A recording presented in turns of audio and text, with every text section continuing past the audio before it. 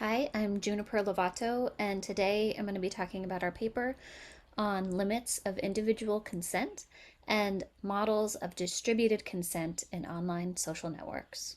Here is our lovely team. Okay, so here is our problem. In the case of personal data transactions where data is not discrete, individual consent may implicate other people in a group. What we're wondering here is how we make sure consent really does the work that it's supposed to do. So, this is a photo of me and my two brothers. And the question here is if this photo is my personal data.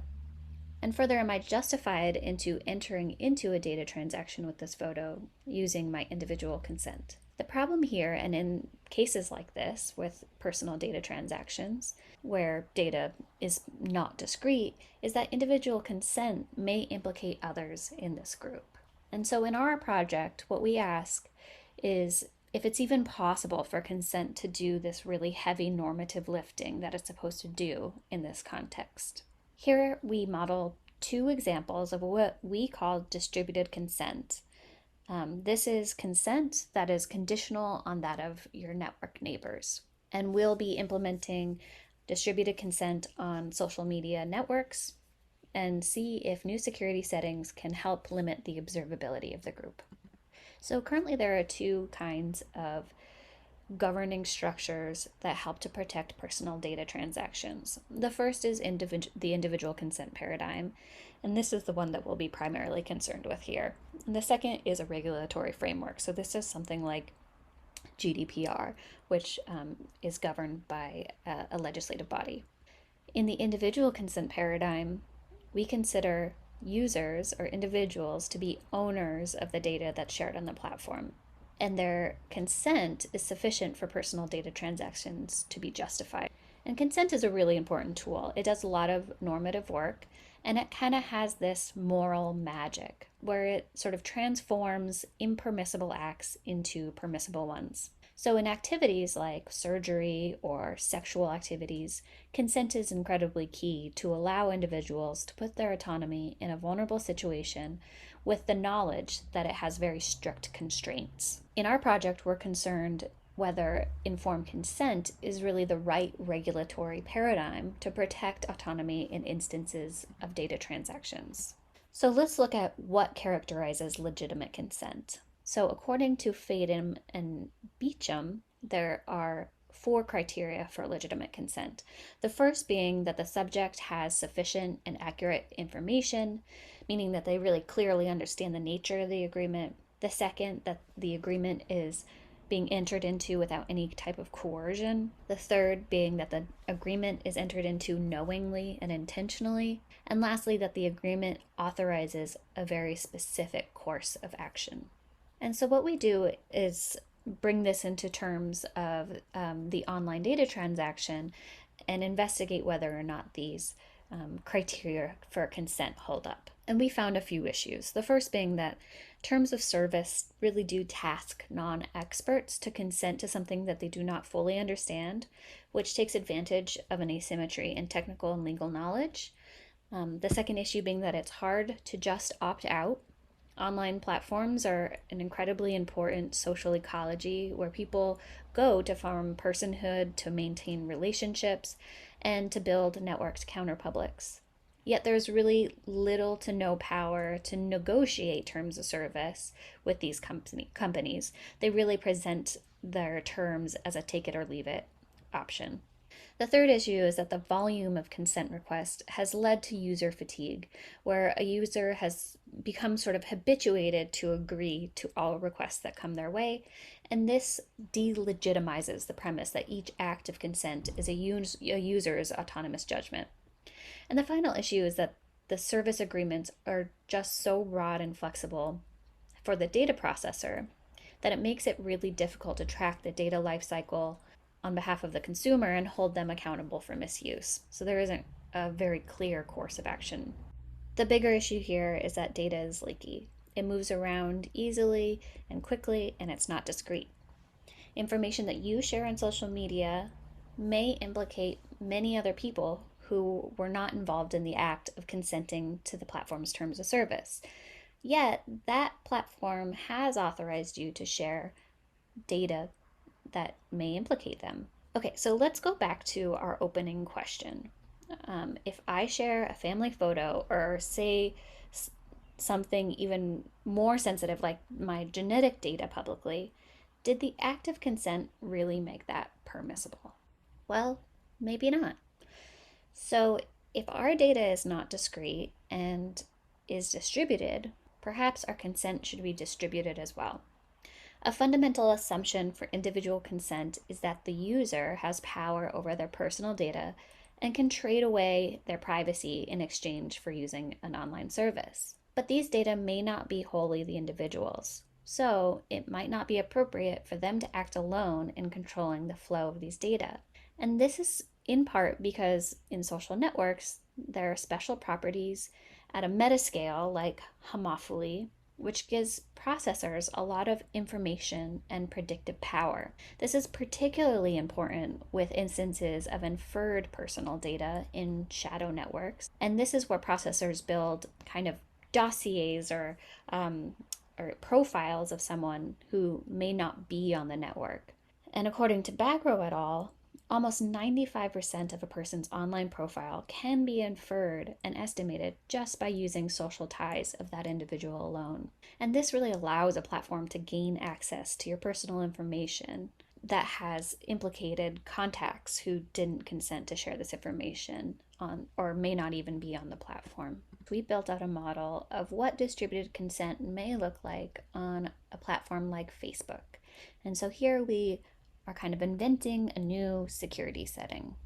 So we, on top of the two existing privacy settings that exist on this platform, we create a new one, which is to represent distributed consent. So the existing privacy settings you can see here as level 0, where you openly share your data, your profile is public, and you're vulnerable to surveillance.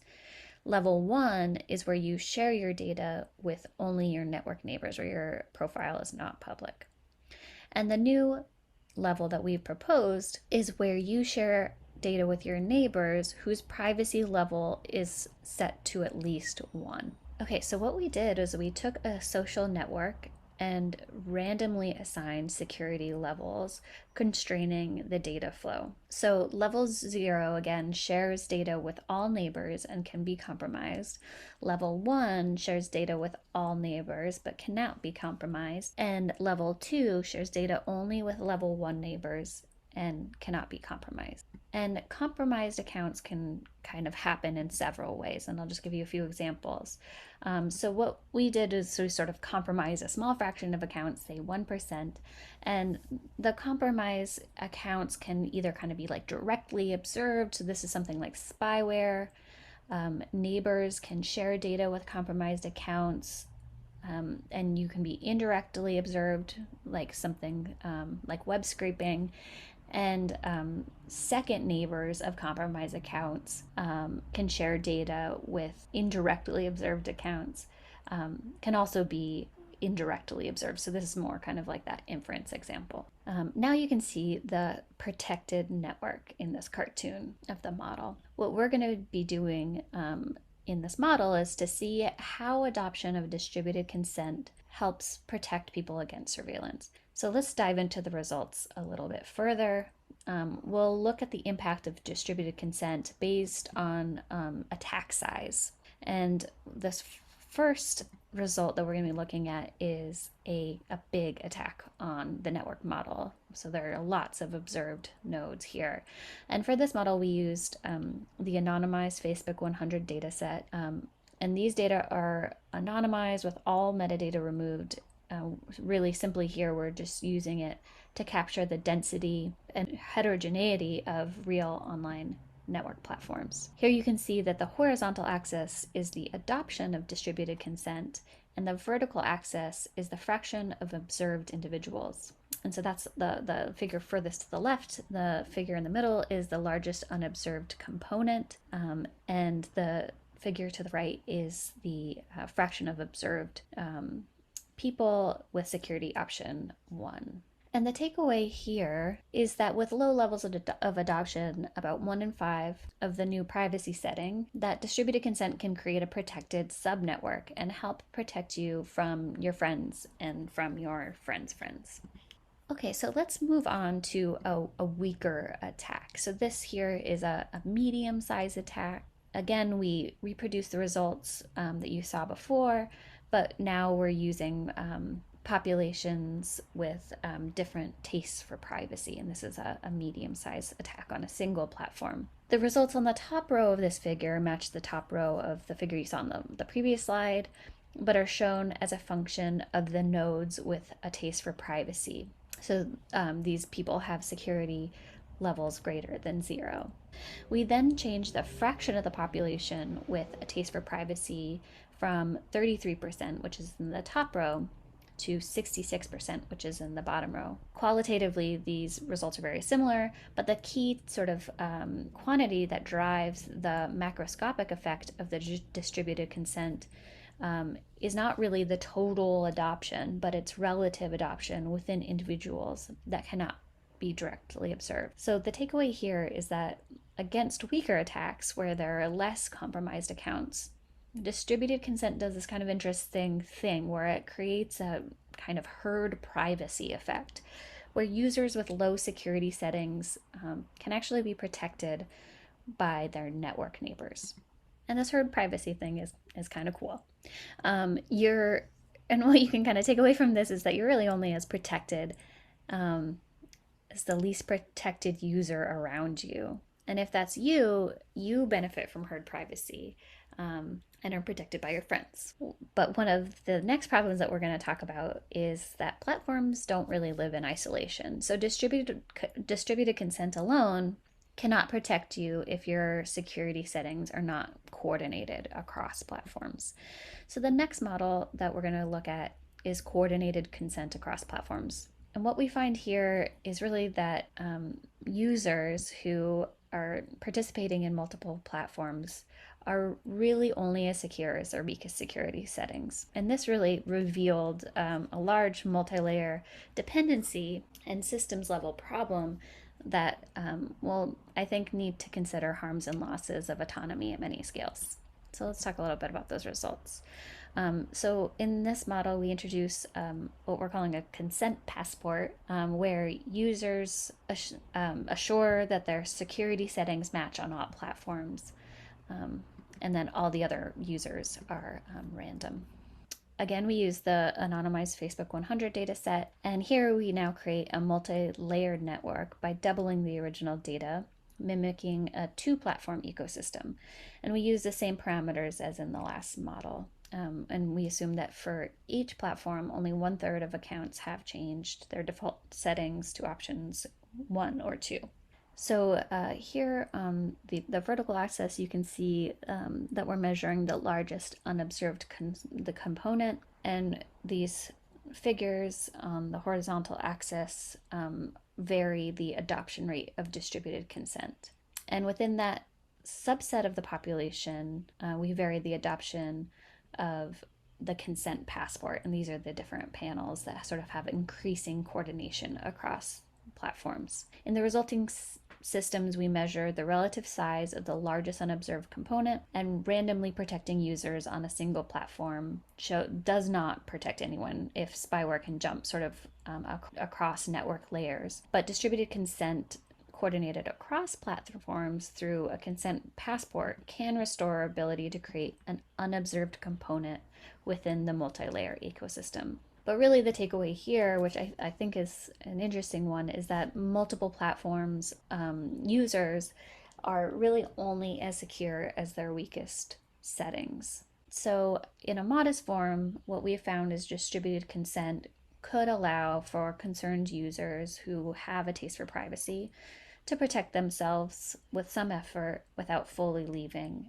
the online social Consent is a really special tool, and it may not be the right mechanism to protect social autonomy of online data. But if it is something that we decide to continue to use, we should try to integrate the dynamics of a distributed social ecosystem into the mix. This coordination should be taken further, of course, and hopefully effective data privacy measures will take a systems level approach. Thank you so much. You can check out our paper in the proceedings, and I'm really looking forward to talking to you all during the conference.